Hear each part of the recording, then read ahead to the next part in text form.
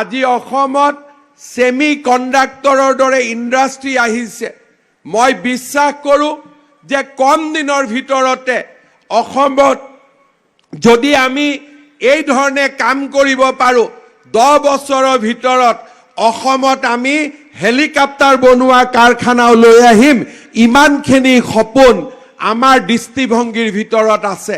এই নতুন অসমত উপযুক্ত ছাত্ৰ ছাত্ৰীৰ বাবে কৰ্মসংস্থাপনৰ কতো অভাৱ নহয়।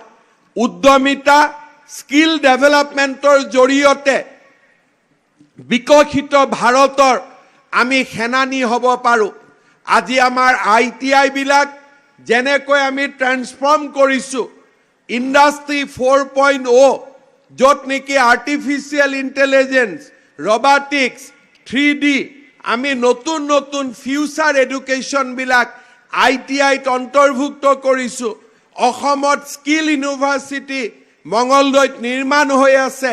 জাগিৰোডত ছেমি কণ্ডাক্টৰ কেইদিনমান পিছতে মানুহে কল্পনা কৰিব নোৱাৰাকৈ নামৰূপত 12 লাখ মেট্ৰিক টন সাৰ উৎপাদনৰ নতুন কাৰখানা আমি অসমৰ চাৰিওফালে এটা উন্নয়নৰ পৰিৱেশ সৃষ্টি কৰিছোঁ যাতে ভৱিষ্যতৰ প্ৰতিজন ছাত্ৰ ছাত্ৰীয়ে অসমত কৰ্মসংস্থাপন পাব পাৰে, শিক্ষিত হৈ টকা নিদিয়াকৈ চৰকাৰী চাকৰি পাব পাৰে।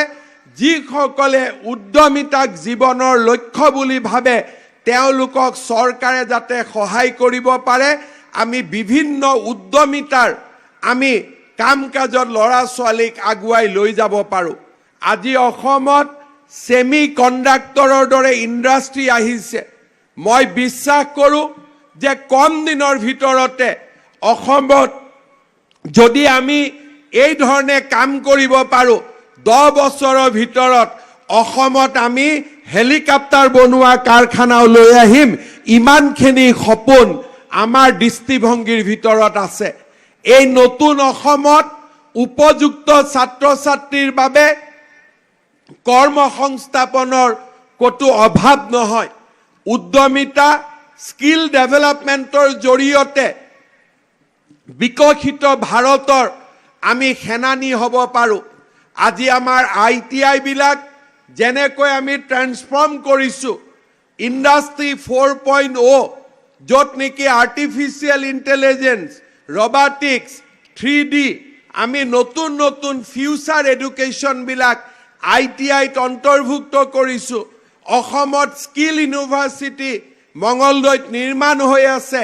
জাগিৰোডত ছেমি কণ্ডাক্টৰ কেইদিনমান পিছতে মানুহে কল্পনা কৰিব নোৱাৰাকৈ নামৰূপত 12 লাখ মেট্ৰিক টন সাৰ উৎপাদনৰ নতুন কাৰখানা আমি অসমৰ চাৰিওফালে এটা উন্নয়নৰ পৰিৱেশ সৃষ্টি কৰিছোঁ যাতে ভৱিষ্যতৰ প্ৰতিজন ছাত্ৰ ছাত্ৰীয়ে অসমত কৰ্মসংস্থাপন পাব পাৰে, শিক্ষিত হৈ টকা নিদিয়াকৈ চৰকাৰী চাকৰি পাব পাৰে।